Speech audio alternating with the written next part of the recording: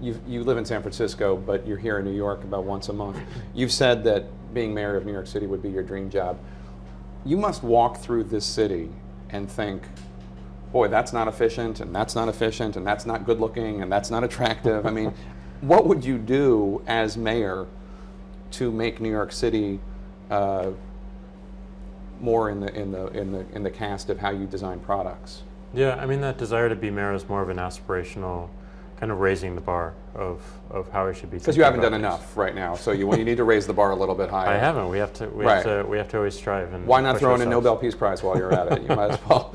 And well, to answer your question, I think Mayor Bloomberg has done an amazing job, right? And I and a lot of Silicon Valley look to him as a guiding light, because he's completely rethought what it means to be mayor, completely rethought what it means to be working at City Hall, and just how you operate a city, and operating a city from the best practices of operating a business, and also the best practices of operating in government. So you could look at Mayor Bloomberg as somebody who almost treats the residents of New York City as if they are employees, right? Well, no, this is me saying it, not you.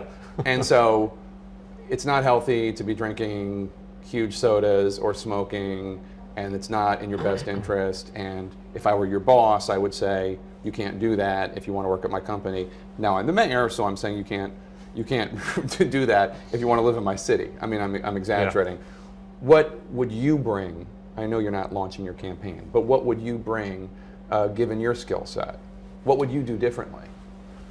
I don't know if I would do much differently. I would just continue along that path, because I think what he's done is he has actually continued to simplify city government and its relationship with its people, and provided simple interfaces to go to government and to get something done, and vice versa. So I think a lot of the guidelines and the principles that he's suggesting and the people are voting on or voting against are great, and things that actually are best practices, and things that we should really take a strong look at, and other cities should also consider.